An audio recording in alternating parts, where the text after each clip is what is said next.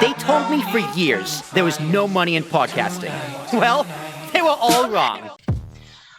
My thing with Marvel movies, man. Okay, I'll talk about it. And I've found out that this. Let's go. Dig in. I'm not a big fan either. It's fine. This opinion can be considered a little like gatekeepy or like douchey. I'm not Martin Scorsese. I don't think Marvel movies are like ruining cinema, but to me, they just kind of feel like uninspired. And I'm not saying all of them are bad. Like Endgame and Infinity War are dope. The new Spider-Man was dope. The Iron Man's back in the day. I'm excited for Multiverse of Madness because Sam Raimi's directing it, but like when the superhero movies feel like that, when they're just like being pumped out, I just like, it doesn't really excite me because it just kind of feels uninspired in that way, and I didn't watch any of the TV shows. I haven't seen Loki or WandaVision. Those are supposed to be really good, and I love the old X-Men movies from back in the day, but like those Marvel movies, I just don't see as much character to them. And the Batman has so much character. It's so stylized. It feels so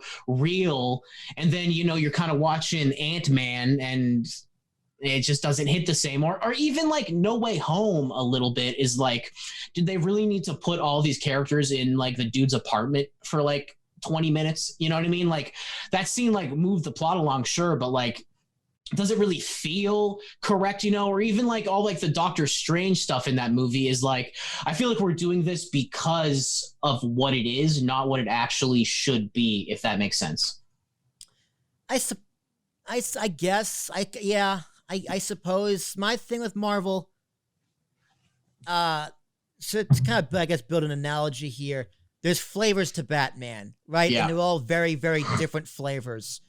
Marvel movies, and there are some exceptions, don't get me wrong, but for the most part, Marvel movies are just vanilla with different toppings. Yeah. Right? No, for sure. Do we have the Iron Man sprinkles, or do we have Captain America like fudge? Yeah. And it's not that they're bad. It's just that it feels like it's pumped out, like it really feels like the directors just get back 1,000 notes from the studio or producers that say this isn't being hit. This isn't being hit. And then like, when it's crafted in that way, it kind of takes away like everything that's stylized from it. And comic books are so cool. And what I've kind of realized doing Midnight Showing too is just like the different forms of storytelling and how different they really are, whether it's a book, like a novel, whether it's a movie, whether it's a miniseries, whether it's a comic.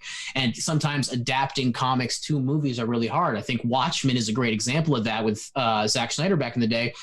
And at the end of the day, I think it's just because The Watchmen is such a long, thick, complex, very long story. Wasn't a fan. Even the 3-hour version of this super long graphic novel still feels rushed.